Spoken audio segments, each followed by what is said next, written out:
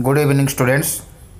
इतः पूर्वं संस्कृत साहित्य अंतर्गते रूपकाणां परिचय दृश्यपटल माध्यमेन अहं प्रस्तुतवान् आसम्। अधुना पश्यामः संस्कृत साहित्य अंतर्गते महाकाव्यम् इत्यस्य लक्षणं किं, कानि महाकाव्यानि संस्कृत साहित्य अंतर्गते सन्ति एवं च तेषां महाकाव्यानां परिचयः इति स्वीकृत्य इदं दृश्यपटलं वीडियो वा प्रस्तुतं कुर्वन् अस्मि। यदि एतत् दृश्यपटलं वीडियो वा दृष्ट्वा भवतां रुचिः भवति, आग्रहः वा भवति तर्हि अवश्यं लाइक कुर्वन्तु, शेयर कुर्वन्तु, सब्सक्राइब कुर्वन्तु एवं च कमेंट्स अपि प्रयच्छन्तु। एतत् दृश्यपटलं तेषां कृते अत्यावश्यकम् अस्ति ये अध्यापकपात्रता परीक्षायाः कृते प्रस्तुति कुर्वन्तः सन्ति। ये CHT, JT, OAVS, CTET, OSTET, TGT, PGT इत्येतेषां कृते प्रस्तुति कुर्वन्तः सन्ति। तेषां कृते अति आवश्यकम् एतत् ज्ञानम् अति आवश्यकम् अस्ति यत् अनेन दृश्यपटलमाध्यमेन ते महाकाव्यस्य स्वरूपम् एवं च महाकाव्यानां विषये सम्यक् रूपेण ज्ञातुं प्रभवन्ति। पिलामने ଏହା ପୂର୍ବରୁ ମୁଁ ସଂସ୍କୃତ ସାହିତ୍ୟ संदर्भित रूपक गुड़िक विषय रे चर्चा करी अनेक वीडियो माध्यम यही वीडियोटी रे आम देखा संस्कृत साहित्य अंतर्गत रे महाकाव्यर स्वरूप कौन, केतोटी महाकाव्य अच्छी प्रमुख रूप से एवं महाकाव्य गुड़िकर परिचय कौन। यदि वीडियोटी भल लगे ताहले निश्चित भाव गोटे लाइक, शेयर, सब्सक्राइब करिवो एवं कमेंट्स मध्य देव। यही वीडियो से उपयोगी अटे जो माने अध्यापक पात्रता परीक्षा पाई प्रस्तुति करुचंती, जो माने संस्कृत अध्यापक हेबाकु चाहंती, जो माने CHT, JT, OAVS, CTET, OSTET, TGT, PGT इत्यादि परीक्षा पाई निजको प्रस्तुत करुचंती एवं एही प्रतियोगिता परीक्षा रे सफलता पाइबाकु आशा रखिचंती, भरोसा रखिचंती। धैर्यर सहित एहाकु शुणन्तु। महाकाव्यम इत्युक्ते किं? महत्काव्यम महाकाव्यम इति वक्तुं शक्यते। महाकाव्ये विभिन्न दृष्ट्या महत्वं वरीवर्ति लक्षण परिशीलनेन महाकाव्य विषये सम्यक् ज्ञायते। भामहः काव्यालंकार ग्रंथे प्रथमतया महाकाव्यस्य किं स्वरूपम् इति निरदर्शयत्। महाकाव्यस्य नायकः उच्चकुलजन्मा, वीरः, क्षत्रियः, धीरोदात्तः, गुणयुक्तश्च भवेत्। राजवंशादीनां वर्णनमत्र भवेत्। अर्थात महत्काव्यम महाकाव्यम इत्युच्यते। महत्काव्य को आमे महाकाव्य बोली कहू। महाकाव्य रे विभिन्न दृष्टि रे महत्व रही। लक्षण को जदि आमे देखिबा ताले महाकाव्य विषय रे ठीक भावे आमे जानि परिबा, बुझी परिबा एवं ताहा मध्य बोधगम्य होई परिबो। भामह काव्यालंकार ग्रंथरे प्रथमतः भामह काव्यालंकार ग्रंथरे महाकाव्यर स्वरूप बोली ताहा दर्शाइचंती जे महाकाव्यर जे नायक सीए उच्चकूल जन्मा अर्थात उच्चकूल रे से जन्म होइतिबो, से वीर होइतिबा दरकार, सीए क्षत्रिय होइतिबा दरकार, सीए नायक भितरे धीरोदात्त नायक होइतिबा दरकार एवं गुणयुक्त होइतिबा दरकार। आउ राजवंश गुड़िकर वर्णना मध्य महाकाव्य रे होइतिबा दरकार। ताहले आमे एई सब लक्षण जदि थिबो ताहले आमे ताकू महाकाव्य कहि परिबा, महत्काव्यम बोली कहि परिबा एवं एहा ही हेउची महाकाव्यर स्वरूप को दृष्टि रखी भामह महाकाव्यर स्वरूप को प्रतिपादन करने को जाई एहा कहिचंती जे महाकाव्यर नायक जी हब सीए उच्च कूल रे जन्म होइतिबा दरकार, सीए वीर होइतिबा दरकार, सीए क्षत्रिय होइतिबा दरकार, सीए धीरोदात्त नायक मानक मध्यरे गोटे भेद होउची धीरोदात। सी धीरोदात युक्त नायक होइतिबा दरकार एवं सही नायक ही गुणयुक्त नायक होइतिबा दरकार एवं महाकाव्य रे राजवंशादीर वर्णन होइतिबा दरकार। ताहाले आमे ताकू कहिबा ताहा हेउची गोटिए महाकाव्य। एही महाकाव्यर लक्षण को आमे देखी लक्षण परिशीलन द्वारा महाकाव्यर लक्षण विषय आमे जानू। लक्षण माने महाकाव्यर स्वरूप, महाकाव्य काहाकू कुआ जाए ताहा सर्वप्रथम भामह ही जने आलंकारिकंकर ना हेउची भामह। सीए तांकर आलंकारिक ग्रंथ काव्यालंकार ग्रंथ रे एहाकू प्रतिपादन करिसेंती एवं एहार स्वरूप विषय रे आगकू मध्य अनेक कथा कुआ जाइछि कि महाकाव्य रे केउ केउ रस रहितिबा दरकार, केउ रस प्रमुख होइतिबा दरकार। श्रृंगार वीर संत रसेषु एक रसः अंगित्वेन भवेत्, अर्थात अंगी इत्युक्ते प्रमुख भवेत्। श्रृंगार वीर संत रसेषु एकः प्रमुख रसः भवेत्। महाकाव्ये पंचसंधीनां समावेशः कर्तव्यः। पंचसंधयः इत्युक्ते गर्भ, विमर्श, निर्वहण, मुख, प्रतिमुख। प्रथमतः मुख, प्रतिमुख, गर्भ, विमर्श, निर्वहण इति पंचसंधयः सन्ति। तेषां संधीनां समावेशः कर्तव्यः। महाकाव्ये इतिहास कथावस्तु प्रसिद्ध पुराण कथा च भवेत्। धर्मार्थ काम मोक्ष इत्यादि चतुर्वर्ग प्राप्ति महाकाव्य माध्यमेन भवेत्। प्रतिसर्गस्य अन्तिमे सर्गम अन्तिमे भावी सर्ग कथायाः सूचना भवेत्, अर्थात आगामी सर्गे किं वर्णितमस्ति तस्य सूचना भवेत्। महाकाव्ये न्यूनातिन्यूनम् 8 सर्गाः भवेयुः, अर्थात 8 सर्गाः अर्थात 8 पाठाः सर्गः महाकाव्यस्य अंतर्गते भवति। एक पाठः सर्गः इति उच्यते। अतः न्यूनातिन्यूनम् 8 सर्गाः भवेयुः। क्वचित् खलादीनां निंदा भवेत्, अर्थात दुर्जनानां निंदा भवेत्। क्वचित् साधूनां गुणकीर्तनश्च भवेत्, अर्थात साधुजनानां गुणकीर्तनं भवेत्। पिलामाने एही महाकाव्यर स्वरूप को आलोचना करने को जाई पुणी कहुई जे श्रृंगार वीर शांत रसरु गोटे रस अंगी रस रूप में होइतिबा दरकार, अर्थात प्रमुख रस रूप में होइतिबा दरकार। महाकाव्य रे 5टी संधिर समावेश होइतिबा दरकार, अर्थात 5टी संधि है मुख, प्रतिमुख, गर्भ, विमर्श, निर्वहण। यही 5टी संधिर समावेश होइतिबा दरकार। महाकाव्य रे इतिहासर कथावस्तु प्रसिद्ध अथवा प्रसिद्ध पुराण कथा वर्णित होइतिबा दरकार। धर्म, अर्थ, काम, मोक्ष यही चतुर्वर्गर प्राप्ति महाकाव्य होइतिबा दरकार हेबा उचित। प्रति सर्गर अंतिम रे प्रति सर्गर शेष रे भावी सर्ग कथा यह अर्थात आगामी सर्ग रे कौन वर्णना होइछि ताहार सूचना अति संक्षेप रे रखिथिबा उचित, अर्थात प्रति सर्गर अंतिम रे आगामी सर्ग रे कौन वर्णना करा जाउछि ताहा विषय रे सूचना रहिबा उचित। महाकाव्य रे न्यूनातिन्यून 8टी सर्ग होइतिबा दरकार, अर्थात आमर प्रत्येकटी चैप्टर अथवा प्रत्येकटी पाठ को एठारे महाकाव्य रे सर्ग भाव में विभक्त करा जाइछि, जेमिति नाटक रे रूपक रे अंक भाव विभक्त। एवं केतेबेले केतेबेले खल पुरुष मानकर दुर्जनकर निंदा हेबा उचित, साधु मानकर गुण कीर्तन करबा उचित बोली महाकाव्यर लक्षण रे कुआ जाइछि।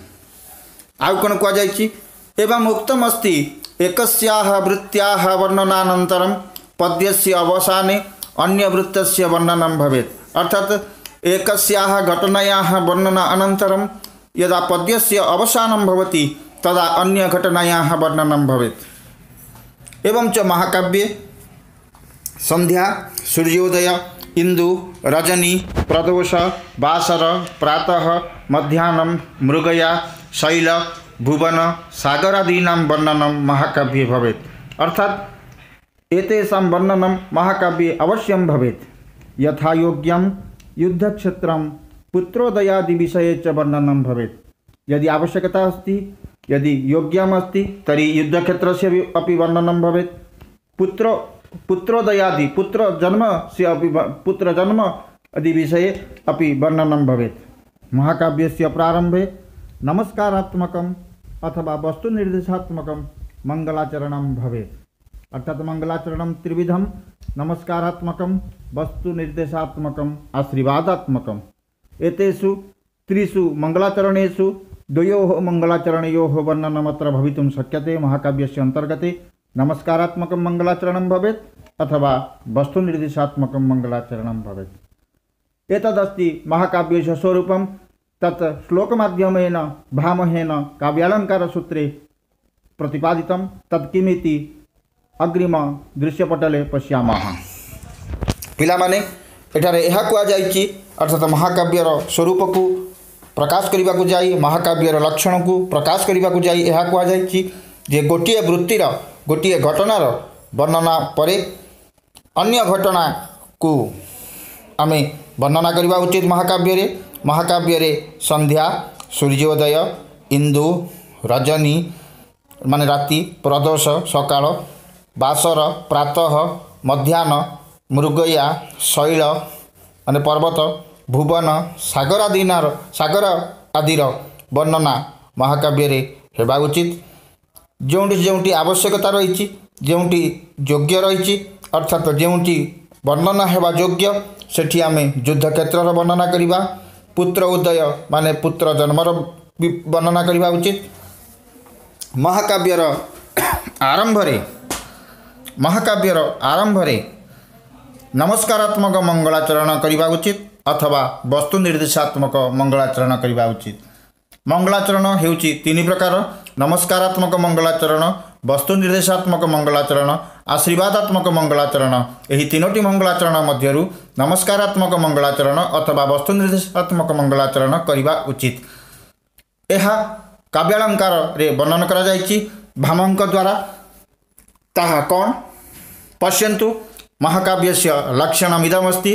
सर्गबन्धो महाकाव्यं तत्रैको नायकः सुर सद्वंश्यः क्षत्रियो वापि धीरो दात गुणान्वितः एकवंशोद्भवा भूपा कुलजा बहवोऽपि वा शृङ्गारवीरसन्तानम् एको अङ्गीरसहिष्यते अङ्गानि सर्वेऽपि रसाः सर्वे नाटकसन्धयः इतिहासोद्भवं वृत्तं मन्यद्वा सज्जनाश्रयं चत्वारस्तस्य वर्गास्यु स्तेष्वेकञ्चं फलं भवेत् आदौ नमस्क्रियाशीर्वा वस्तु निर्देश एव वा क्वचिन्निन्दाखलादीनां शतं च गुणकीर्तनम् एकवृत्तमयै पद्यैरवसाने अन्यवृत्तकै नातिस्वल्पा नातिदीर्घा सर्गाष्टाधिका यः नानावृत्तमयः क्वापि सर्गः कञ्चन दृश्यते। एवं रूपेण अग्रे अपि अस्ति। अर्थात महाकाव्यस्य स्वरूपम् अग्रेपि वर्ण्यते भामहेन। यथा प्रथमतया भामः महाकाव्यस्य लक्षणं कथं भवति इति तेनैव प्रकाशितं। पिलामाने एही जो श्लोक गुड़िक मु कहली ताहा भामहଙ୍କ द्वारा प्रतिपादित महाकाव्यर लक्षण। एहार अन्य किछि अंश मध्य आगामी स्लाइड रे मु दर्शैबी। सर्गान्ते भाविसर्गस्य कथायाः सूचना भवेत् संध्या सूर्योन्दु रजनी प्रदोष ध्वन्तवासरा प्रातर्मध्याह्न मृगया शैलर्तु वनसागराः संभोग विप्रलम्भौ च मुनिस्वर्गपुराध्वराः रणप्रयाणोपयम मंत्रपुत्रोदयादय वर्णनीया यथा योग्यं सांगोपांगा अमी इह कवे वृत्तस्य वा नाम्ना नायकस्येतरस्य वा नामस्य सर्गोपादेय कथया सर्गनामतु। एवं प्रकारेण अर्थात एतावत् पर्यन्तं महाकाव्यस्य लक्षणम् अथवा महाकाव्यस्य स्वरूपम् एतावत् इति भामहेन प्रथमतया काव्यालङ्कारस्य अन्तर्गते वर्णितं। यत् महाकाव्यस्य स्वरूपम् अथवा महाकाव्यस्य लक्षणम् एतादृशं भवेत् महत्काव्यं महाकाव्यमिति स्वीक्रियते, तदपि महाकाव्यस्य लक्षणम् एतादृशं भवति चेत् तत् काव्यं महाकाव्यमिति वयं वक्तुं शक्नुमः। पिलामाने पूर्व स्लाइड रे एवं एही स्लाइड रे जो सब उक्ति कहुई ताहा ही महाकाव्यर लक्षण अथवा महाकाव्यर स्वरूप अटे। संस्कृत साहित्ये पंचमहाकाव्यानि दरीदृश्यन्ते। तानि महाकवि कालिदास विरचितं रघुवंश कुमार संभवं च, भारवि विरचितं किरातार्जुनीयं, माघ विरचितं शिशुपालवद्धं, श्रीहर्ष विरचितं नैषधीयचरितं च। संक्षिप्तरूपेण तानि महाकाव्यानि प्रस्तूयन्ते। अर्थात संस्कृत साहित्य जगति यानि महाकाव्यानि प्रमुखानि सन्ति तानि महाकाव्यानि पंचविधानि। यथा अनेन क्रमेण पश्यामः महाकवि कालिदास विरचितं रघुवंश महाकाव्यं, कुमारसंभव महाकाव्यं च, भारवि विरचितं किरातार्जुनीयं, माघ विरचितं शिशुपालवद्धं, श्रीहर्ष विरचितं नैषधीयचरितं। पिलामाने संस्कृत साहित्य रे पांचटी महाकाव्य प्रमुख। महाकवि कालिदास द्वारा रचित रघुवंश कुमार संभव, भारवी द्वारा रचित किरातार्जुनीयम, एवं श्रीहर्ष द्वारा रचित नैषधीयचरित एवं माघ द्वारा रचित शिशुपालवद्धम। अधुना पश्यामः रघुवंश महाकाव्य से रचयिता कालिदास। पिलामाने एबे वर्तमान आमे देखिबा रघुवंश महाकाव्य रचयिता कालिदास। रघुवंशम कालिदासस्य प्रौढतमं महाकाव्यम् अस्ति। अत्र हि 29 सर्गाः प्राप्यन्ते। ततोपि अधिकाः सर्गाः स्युः इति केचन अभिप्रयन्ति। यतो हि ग्रन्थसमाप्तिसूचकपद्यं तत्र नैव लभ्यते। रघुवंश राजानां विषये वर्णनम् अत्र कृतं विद्यते। काव्यमिदं वागर्थरूप पार्वती परमेश्वरयोः स्तुत्या प्रारभ्यते। काव्यस्मिन् दिलीपस्य गोसेवनं, रघोः चरित्रम्, इन्दुमत्याः स्वयंवरः, अजस्य इन्दुमत्याश्च विवाहवर्णनम्, अजविलापः, वसन्तवर्णनं, मृगयावर्णनं, भगवत्स्तुतिः, भूगोलवर्णनं, सीतापरित्यागः इत्यादि विषयाः समुल्लेखनीयाः। पिलामाने एही रघुवंश महाकाव्यटी कालिदासंकर प्रौढ़तम महाकाव्य। एही महाकाव्य रे 19टी सर्ग अछि। यह 19टी सर्ग ठारू अधिका सर्ग अछि बोली केते जन संस्कृत विद्वान समीक्षक स्वीकार करती।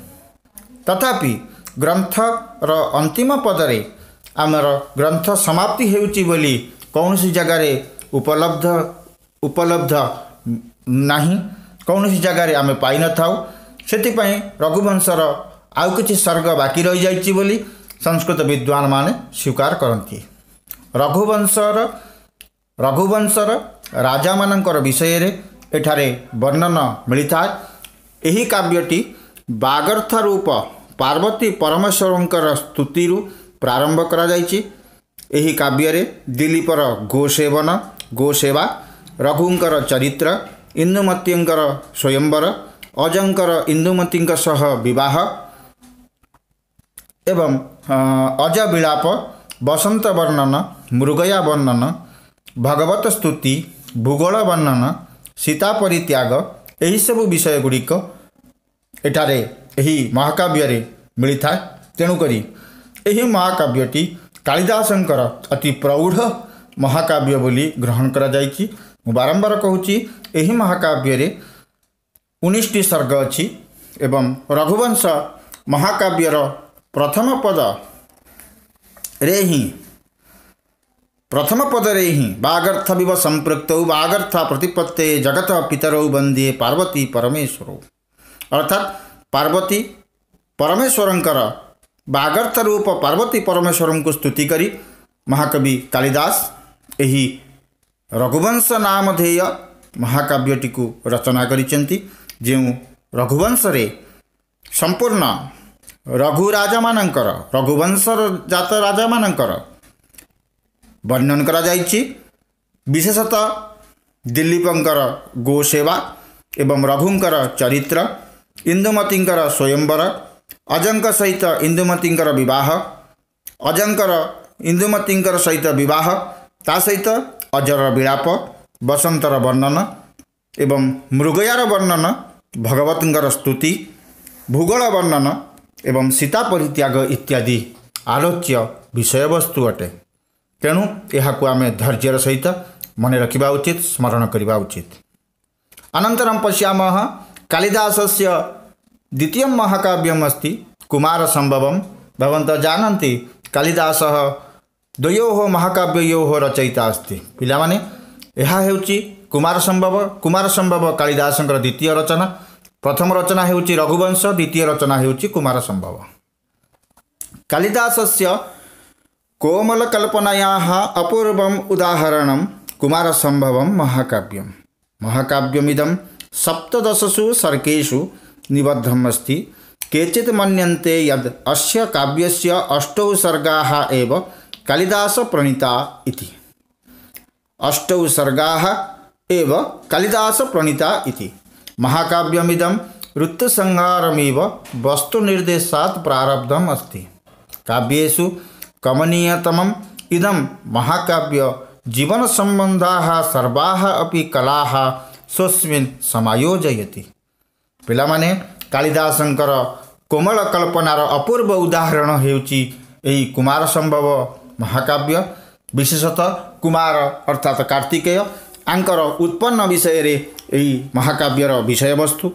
महाकाव्यटी सप्तदश अर्थात 17टी सर्गरे निबद्ध अर्थात कुमारसम्भव 17टी सर्ग। कहीं कहीं यह स्वीकार करती जे यही 17टी सर्ग मध्यरु केवल 8टी सर्ग कालिदास द्वारा प्रणीत, कालिदास द्वारा रचित, अन्य सबु सर्ग कालिदास द्वारा रचित नुहे बोली। यही महाकाव्यटी ऋतुसंहार भली वस्तु निर्देशात्मक मंगलाचरण रे आरंभ होईछि। तेणु यही कुमारसम्भवर महाकाव्यर मंगलाचरणटी हेउछि वस्तु निर्देशात्मक मंगलाचरण। कौन से मंगलाचरण?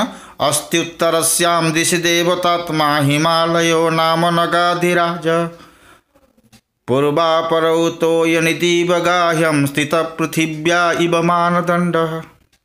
काव्येषु कमनीयतम इदम अर्थात काव्यगुड़िक मध्य महाकाव्यगुड़िक मध्य अति कमनीय हेउछि एही महाकाव्यटी, जहाँकि जीवन संबंधित सबु कला गुड़िक एही महाकाव्य समायोजित होइछि बोली। एही महाकाव्य जीवन संबंधी सबु कला को नहीं महाकवि कालिदास समायोजित करिसेंती, जेउथिपाई एही महाकाव्यटी निजको निजे गौरवान्वित मन करुच्ची। अर्थात यही महाकाव्यटी संस्कृत साहित्य जगत रे अति प्रसिद्ध, हृदय सामाजिक मानकर, पाठक मानकर, दर्शक मानकर हृदय को आह्लादित करिएछि। महाकाव्यमिदं अस्त्युत्तरस्येति हिमालय वर्णनेन प्रारभ्यते। पार्वत्याः जन्म, तस्या पिनाकपाणिं पतिमाप्तुं तपोदीक्षा, देवानां तारकपीडा, शिव समीपे मदनस्य विक्रिया, कामदहनं, महर्षि दौत्यं, पार्वती परमेश्वरयोः विवाहः, तयोः विहरणं, तयोरेकान्तवर्णनं, तदनु कुमारजननं, तारकासुर संहारः इत्यादयः अंशाः कमनीयतया अत्र वर्णिताः सन्ति। पिलामाने एबे आमे आउ टिके विस्तृत रूप में देखिबा कि कुमारसम्भव महाकाव्य रे आउ कौन कौन वर्णना करा जायछि। महाकाव्य एही महाकाव्य रे अस्त्युत्तरस्यां हिमालय वर्णनेन अर्थात एही महाकाव्यर मंगलाचरण मुइले कहली।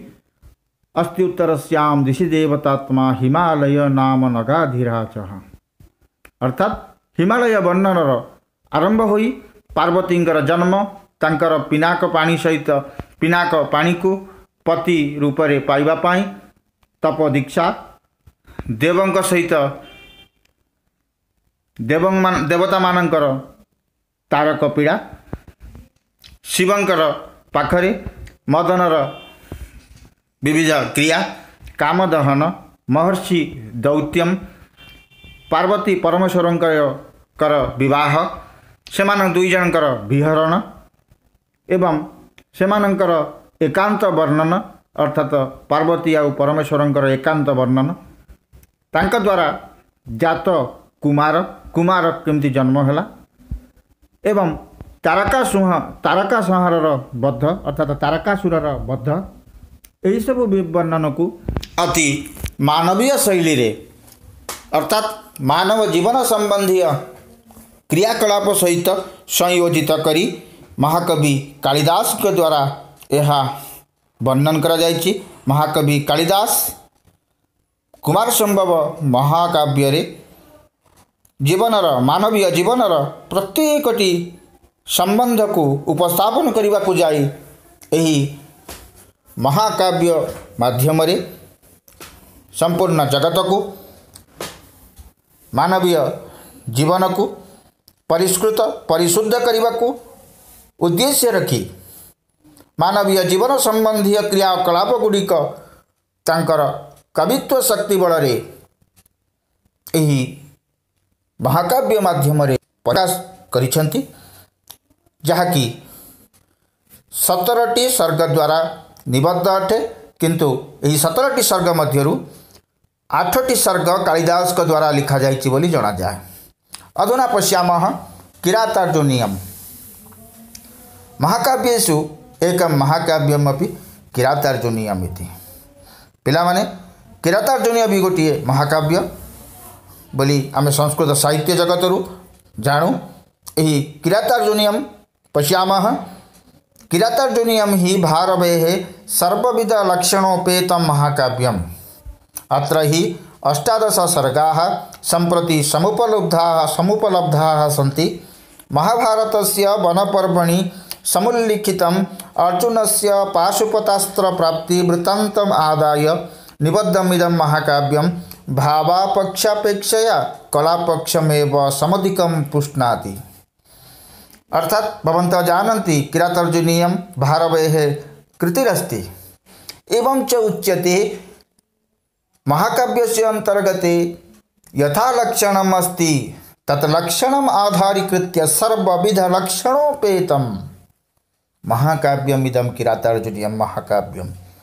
अस्मिन् महाकाव्ये 18 सर्गाः सन्ति। सम्प्रति 18 सर्गाः उपलभ्यन्ते। विशेषतः कथावस्तु अस्ति महाभारतस्य वनपर्वं स्वीकृत्य यथा अर्जुनस्य पाशुपतास्त्र प्राप्ति वृत्तान्तम् आदाय महाकाव्यमिदं निबद्धम् अस्ति। अस्मिन् महाकाव्ये भावपक्षापेक्षया भावपक्षस्य वर्णनं यथा भवति तथा कलापक्षस्य अपि वर्णनं प्राप्यते।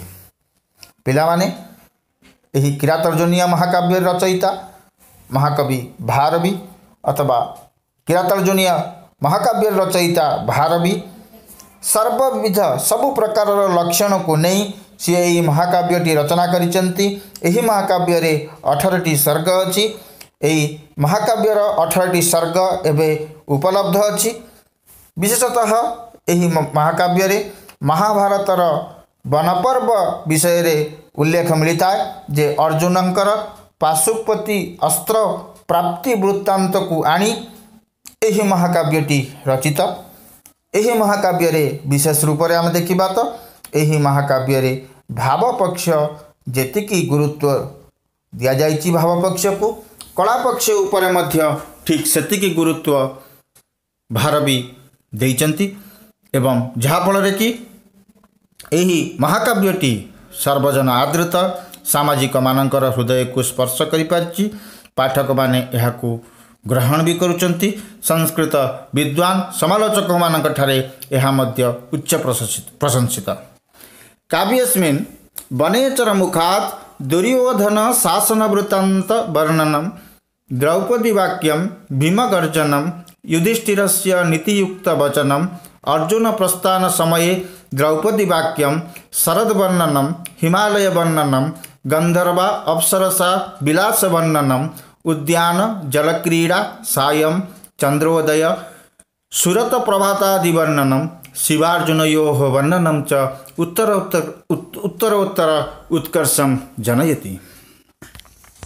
पिलामाने एही महाकाव्य रे वनेचर मुखरु दुर्योधनंकर शासन वृत्तांतर वर्णन द्रौपदींकर वाक्य भीमंकर गर्जन युधिष्ठिरंकर नीतियुक्त वचन अर्जुन जाउଥିବା समय रे द्रौपदींकर वाक्य शरत ऋतुर वर्णन हिमालयर वर्णन, गंधर्व अप्सरा मानकर विलास वर्णन, उद्यान जल क्रीड़ा, सायंकाल चंद्रोदय, सुरत प्रभात आदि वर्णन, शिव अर्जुनकर वर्णन यही महाकाव्यटी को उत्तर उत्तर उत्कर्ष प्रदान करिछि एवं यही महाकाव्यटी रे एही सब वर्णन ही उत्तर उत्तर उत्कर्ष जात कराइछि, जहाँ फल कि यह संस्कृत साहित्य जगत रे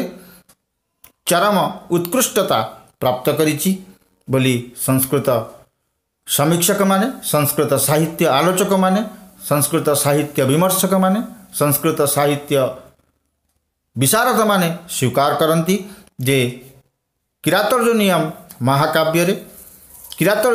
महाकाव्य रे जहाँ किछि वर्णन करा जाइछि एवं किरातर्जुनीयम महाकाव्यटी लक्षणायुक्त होइतिबा हेतु अर्थात महाकाव्यर स्वरूप जहाँ महाकाव्यर लक्षण जहाँ ताकू आधारित करी संपूर्ण होइतिबा हेतु यही महाकाव्यटी अति उत्तर उत्तर उत्कर्ष उत्तर उत्तर भल अर्थात सबुठारु भल महाकाव्य हो पारिछि संस्कृत साहित्य जगत रे। तेणु यहाकु मध्य संस्कृत साहित्यिक माने, संस्कृत साहित्य अनुरागी माने, संस्कृत साहित्यर समालोचक माने स्वीकार करती, जो माने एही महाकाव्यटीर रस को आस्वादन करुचंती, जो माने एही महाकाव्यटी को पढ़ी पाठक माने सेमाने मध्य एहाकू अति हृदयर सहित ग्रहण करि पारचंती एवं तांकर हृदय चमत्कार रे भरी जाइछि। अधुना पश्यामः शिशुपालबद्धम अर्थात शिशुपालबद्धम महाकाव्यम तस्य कथावस्तु किम् अस्ति, तत्र नायकः कः, कति सर्गाः सन्ति इति। पिलामाने एबे वर्तमान आमे देखिबा शिशुपालबद्ध महाकाव्य विषय रे। शिशुपालबद्ध महाकाव्यर रचयिता किए, एही सबु शिशुपालबद्ध महाकाव्यर कथावस्तु कौन, तार नायक केते, नायक किए, केतोटी सर्ग। अधुना पश्यामः माघस्य एकैव कृतिः शिशुपालबद्ध महाकाव्यम् इति संस्कृत साहित्यतः ज्ञायते। अत्र 20 सर्गाः वर्तन्ते। नवसर्गे गते माघे नवसप्तो न विद्यते इति लोके प्रथा अस्ति। अत्रत्या कथा महाभारताश्रिता अस्ति। नारदात् युधिष्ठिरः यज्ञवृत्तान्तं श्रुत्वा कृष्णः ससैन्यं तत्र गच्छति। तस्य च कृष्णस्य अग्रपूजा भवति। विरोधिनम् अनुद्धृतं शिशुपालं सह निहति। पिलामाने माघंकर गोटिए ही कृति और सही कृतिटी है शिशुपालबद्ध महाकाव्य बोली संस्कृत साहित्यरू जना जाए। यही शिशुपालबद्ध महाकाव्य रे 20टी सर्ग अछि। नवसर्गे गते माघे नवशब्दो न विद्यते, यही लोककथा अच्छी अर्थात नवम सर्ग शेष होला परे माघंकर नव शब्द न विद्यते, नुआ शब्द आउ नाही बोली लोकप्रथा रे यह प्रसिद्ध। यही महाकाव्यर कथा महाभारत को आश्रित करिअछि। नारदंक ठारू युधिष्ठिरंकर यज्ञ वृत्तांत को शुणी करी कृष्ण सैन्य मानक सहित सेठाकू जाइछन्ति एवं तस्य च कृष्णस्य अग्रपूजा तत्र सेठारे कृष्णंकर अग्रपूजा होइछि। विरोधिनम उद्धृतम विरोधी मानक मध्य से शिशुपालं को बद्ध करिसेंति। सेतिपाही एही महाकाव्यर नामकरण रखा जाइछि शिशुपाल बद्धम बोली। पिलामाने एही शिशुपालबद्ध महाकाव्यटी माघंकर गोटिए मात्र कृति बोली संस्कृत साहित्य जना जाए। एही महाकाव्य रे 20टी सर्ग अछि बोली जना जाए। केवल एतिक नुहे, एतावतीमेव कथां कविः स्वप्रतिभा बलात् विस्तृतेषु 20 सर्गेषु वर्णितवान्। संक्षिप्त कथाश्रयेण काव्य प्रवर्तनं संस्कृत पंडितानां महान् आमोद विषयः। शिशुपालबद्धस्य सन्ति अनेकाः टीकाः, 20 अतः मल्लिनाथसूरिणा प्रोच्यते माघे मेघे गतं वयः इति। केवल एतिकी कथा को नहीं कवि स्वप्रतिभा बल 20टी सर्ग माध्यम से एतिकी मात्र कथावस्तु को अति प्रांजल भाव यही महाकाव्य शिशुपालबद्धरे वर्णन करछन्ति। संक्षिप्त कथावस्तु को आश्रित करी काव्य प्रवर्तन को संस्कृत पंडित मानकर महान आमोद प्रमोद विषय होइछि। कहीं संस्कृत पंडित माने एही महाकाव्यटी को अति प्रांजल भावरे अति समीक्षा दृष्टि रे समीक्षा करिसेंती, पढ़िसेंती, पाठक माने पढ़िसेंती एवं दर्शक माने मध्य एहाकू अवलोकन करिसेंती। शिशुपालबद्ध महाकाव्यर अनेक गुड़िए टीका ग्रंथ उपलब्ध। प्रमुखतः कहुଯାଇଛି जे शिशुपालबद्धर अनेक गुड़िए टीका अछंती। शिशुपालबद्धर प्रायतः 20टी टीका उपलब्ध अटे। सेथिपाई जड़े टीकाकार मल्लिनाथ से कहिसेंती जे माघे मेघे गतम वयः, अर्थात माघंकर एही शिशुपालबद्ध महाकाव्य द्वारा प्रसिद्धि जना जाए। सेथिपाई मल्लिनाथ प्रकाश करिसेंती जे माघे मेघे गतम वयः। पिला माने निज प्रतिभा बल कवि माघ यही काव्यटी को रचना करिसेंती बोली जना जाए। आमे देखिबा अधुना पश्यामः नैषधीय चरितम अर्थात नैषधीय चरितम महाकाव्यम किमस्ति, अस्य लेखकः कः, कथावस्तु कीदृशमस्ति एवं च अत्र नायकः कः, कति सर्गाः सन्ति। पिला माने नैषधीय चरित को आमे देखिबा। नैषधीय चरित कहा द्वारा रचित, नायक किए, केतोटी सर्ग अछि एवं नैषधीय चरितर कथावस्तु कौन अटे। कान्यकुब्जेश्वरस्य संबंधिन्यां सहृदय उद्वेजिकया एकया घटनया प्रभाविताः सन् श्रीहर्षः दमयन्ती नल प्रेम संबंधां प्राचीनां कथामादाय नैषधीय चरितं महाकाव्यं विरचितवान्। महाकाव्येऽस्मिन् 22 सर्गाः लभ्यन्ते। कैचित्तु दमयन्ती नलयोः सुखसंगमेनायं ग्रन्थः समाप्यते इति मन्यते। एषा रचना संपूर्णा न जाता। कथ्यते यत् नैषधं विद्वद् औषधम् इति। पिला माने एही नैषधीय चरितम महाकाव्यर लेखक श्रीहर्ष, रचयिता श्रीहर्ष कान्यकुब्ज स्वरर कौनसी संबंधित हृदय को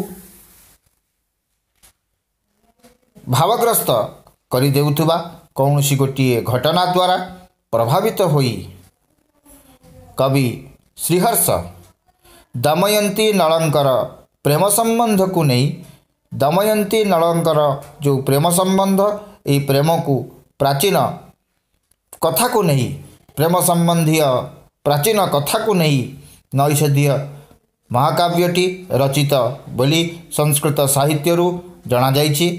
एही महाकाव्य रे 22टी सर्ग अछि। कहती कहीं कहीं स्वीकार करती जे दमयंती नलंकर सुख संगम दमयंती और नलंकर सुख संगम एही ग्रंथटी सुख संगम ही एही ग्रंथटी समाप्त होइछि बोली, किंतु एही ग्रंथटीर रचना संपूर्ण होई नाही बोली संस्कृत साहित्य जना जाए। सेथिपाई कहा जाए जे नैषधम विद्वत् औषधम इति, अर्थात नैषध विद्वान मानकर औषध बोली कहा जाइछि। गोटे प्रसिद्ध उक्ति एटा नैषधम विद्वत् औषधम इति, अर्थात नैषधीय चरित नायक हेउचंती नल एवं नायिका हेउचंती दमयंती।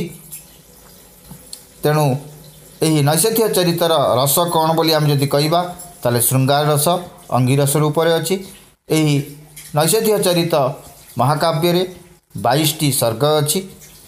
आउ दमयंती नल उभयंकर सुखसंगम कथा को अति प्रांजल भाव अति मानव हृदयस्पर्शी भाव महाकवि श्रीहर्ष वर्णन करिसेंती। तत्र तावत् नलवर्णनम दमयंती वनविहारः हंस दौत्यम दमयंती स्वयंवरः कलेहे नल विरूपणम अंतिमे नलेन सह दमयंत्या सुखसंगमः इति विषयाः वर्णिताः। अस्य वर्णनशैली विद्वत् मनोरंजनकारी सुग्राह्या प्रशंसनीया च भवति। केवल सेतिकी नुहे एही नैषधीय चरित महाकाव्यटी नलंकर वर्णन करा जाइछि, दमयंतींकर वनविहार विषय वर्णन करा जाइछि, हंस दौत्य विषय वर्णन करा जाइछि, दमयंतींकर स्वयंवर विषय वर्णन करा जाइछि, कलिंकर नल विरूपण विषय वर्णन करा जाइछि एवं अंतिम वर्णन नलंक सहित दमयंतींकर सुख संगम विषय गुड़िक मध्य वर्णन करा जाइछि। एही महाकाव्यर अर्थात नैषधीय चरित महाकाव्यर वर्णन शैली विद्वान मानंकु मनोरंजन करिछि। तेणु यह विद्वत् मनोरंजनकारी एवं सुग्राह्य ग्रहण योग्य अर्थात उत्तम ग्रहण योग्य एवं प्रशंसनीय मध्य अटे। सेथिपाई संस्कृत साहित्य वाङ्मय यहाकू स्वीकार करे कि नैषधीय चरित गोटे महाकाव्य लक्षण थिबा महाकाव्य। कहीं यही महाकाव्य 22टी सर्ग को नहीं गठित एवं यही सब विषय वस्तु एठारे वर्णित अटे। आउ यार वर्णन शैली विद्वान मानकर यार वर्णन शैली जो माने विद्वान संस्कृत अनुरागी संस्कृतज्ञ मानकर जो माने संस्कृत साहित्य को समालोचना करिथांती, जो माने संस्कृत साहित्यर समीक्षा करिथांती, सेमाने एहाकू स्वीकार करती जे यह हेउची गोटिए अति प्रशंसनीय सुग्राह्य एवं सामाजिक मानकर हृदय को स्पर्श करुवा महाकाव्य। आउ एही महाकाव्यर नाम हेउची नैषधीय चरितम एवं एही नैषधीय चरित महाकाव्यर रचयिता हेउचंती श्रीहर्ष अर्थात श्रीहर्षंकर पूर्ण नाम को आम जदि कहबा ताले हर्षवर्धन बोली आम कहू। एही हर्षवर्धन बा श्रीहर्ष कौनसी सामाजिक घटना रे भावग्राही होई कौनसी सामाजिक घटना रे विभोर होई एही महाकाव्यटी को रचना करिवा पाई इच्छा प्रकाश करथिले एवं परवर्ती समय रे एही महाकाव्यर नाम होइतिला नैषधीय चरितम। एतद् अतिरिच्य अन्यानि महाकाव्यान्यपि सन्ति तानि क्रमशः प्रस्तूयन्ते यथा बुद्धचरितम। एति एई पांचटी महाकाव्य को छाड़ी सारला परे एई पांचटी महाकाव्य विषय रे आमे आलोचना करि सारला परे एई पांचटी महाकाव्य विषय रे आमे संक्षेप रे वर्णन करि सारला परे आउ केते गोटी महाकाव्य अछि जहाँकि आमर दृष्टिगोचर होइताय। सेही सबु महाकाव्य गुड़िक यदिओ प्रमुख नुहंती तथापि केतेकांशरे संस्कृत वाङ्मय साहित्य सेही महाकाव्य गुड़ी को ग्रहण करिथाए, सेही महाकाव्य गुड़ी को स्वीकार करिथाए एवं सेही क्रम रे आम जदि देखिबा ताहले प्रथम महाकाव्य रूप में आम ग्रहण करूँ अश्वघोषंक रचित बुद्धचरितम। अधुना पश्यामः बुद्धचरित नाटकस्य अंतर्गते किम् अस्ति। अश्वघोषः महाकाव्यस्य रचयिता, अर्थात अश्वघोषः बुद्धचरित महाकाव्यस्य रचयिता। महाकाव्येऽस्मिन् 28 सर्गाः भवन्ति। सम्पूर्णग्रन्थोऽयं संस्कृतभाषायां न उपलभ्यते। बुद्धचरित महाकाव्ये बुद्धस्य जन्मतः बुद्धत्वप्राप्तिं यावत् वर्णनं समुपलभ्यते। अन्तिममार्गे अन्तिमभागे धर्मचक्रप्रवर्तनतः बुद्धस्य महापरिनिर्वाणम् अशोकेन स्तूपनिर्माणं च यावत् वर्णनं प्राप्यते। संस्कृते समुपलभ्य ग्रन्थानुसारं 14 सर्गेषु 8,अधिक-100 श्लोकाः सन्ति इति। अर्थात अस्मिन् महाकाव्ये 14 सर्गेषु 8,अधिक-100 श्लोकाः प्राप्यन्ते। परन्तु अत्र विशेषतः सर्गाः कति इति चिन्तयामः तर्हि 28 सर्गाः भवन्ति। सम्पूर्णग्रन्थ संस्कृतभाषायां न प्राप्यते। कुत्रचित् प्राकृतपालिभाषयोः वर्णनम् अस्ति इति संस्कृतज्ञाः स्वीकुर्वन्ति। पिलामाने अश्वघोषଙ୍କର महाकाव्यटी हेउची बुद्धचरितम। एही महाकाव्यटीरे 28टी सर्ग अछि। एही महाकाव्यटी संपूर्ण ग्रंथ अर्थात संपूर्ण महाकाव्यटी संस्कृत भाषा रे उपलब्ध नाही। बुद्धचरित महाकाव्य रे बुद्धंकर जन्म ठारू आरंभ करी बुद्धत्व प्राप्ति पर्यंत संपूर्ण वर्णन उपलब्ध अटे। अंतिम भागरे धर्मचक्र प्रवर्तन ठारू बुद्धंकर महापरिनिर्वाण एवं अशोकंक द्वारा स्तूप निर्माणर पर्यंत कथावस्तु वर्णित अटे। यदिओ संस्कृत भाषा रे यह उपलब्ध नुहे तथापि संस्कृत रे जतिक उपलब्ध आमे यदि चिंता करिबा ताले संस्कृत रे उपलब्ध एही ग्रंथर केतोटी अंश यथा 14टी सर्ग संस्कृत रे उपलब्ध एवं सेथिरे 108टी श्लोक अछि। अनन्तरं पश्यामः महाकाव्येषु सौन्दरानंद महाकाव्यमपि अन्यतमम्। अर्थात सौन्दरानंद नामक अन्यमेकं महाकाव्यमपि संस्कृत साहित्ये प्राप्यते। तत्र विषयाः के पश्यामः। पिलामाने सौन्दरानंद मध्य संस्कृत काव्य जगतरे गोटे महाकाव्य रूप नैछि। अश्वघोषेण पूर्णतया संस्कृत भाषायां रचितं महाकाव्यमिदम् उपलभ्यते।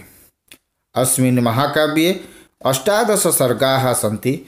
अस्मिन् महाकाव्ये बुद्धेन स्वस्य भ्रातरं नन्दं तस्य पत्न्याः सुन्दर्याः प्रणयपाशात् मुक्तेः विषये एवं च विलासमय जीवनतः धर्मे दीक्षितादि विषये वर्णनं प्राप्यते। अत्रैव नन्दसुन्दर्योः परस्परं प्रणयादि विषये संभोग शृंगार रसस्य उत्कर्षाभिव्यक्तिर्भवति। एवं च सुंदरी नंदयोः विलापे विप्रलंब शृंगारस्य व्यंजना मिलति। पिलामाने अश्वघोषंकर द्वितीय कृति हेउची सौन्दरानंदः।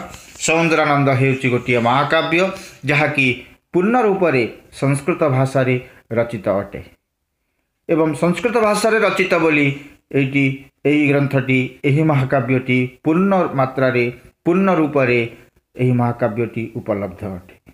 एही महाकाव्य रे 18टी सर्ग अछि। एही महाकाव्य रे बुद्धंक द्वारा निज भाई को नंद को एवं तांकर पत्नी सुंदरी को प्रणय पाशरु मुक्ति करबा पाई प्रणय पाशरु केमिति मुक्ति हेबे एई सब विषय रे वर्णन करा जायछि। विलासमय जीवनरु धर्म रे दीक्षित होई हेबा विषय रे वर्णन करा जायछि एवं नंद आउ सुंदरी परस्परंकर प्रणय विषय रे संभोग श्रृंगार रस द्वारा एहार उत्कर्षता को व्यक्त करा जायछि एवं सुंदरी नंदंकर विलाप को विप्रलंब श्रृंगार रस रे व्यक्त करा जायछि। जदि मोर वीडियोटी भल लगे ताहले लाइक शेयर सब्सक्राइब करी कमेंट्स देबे।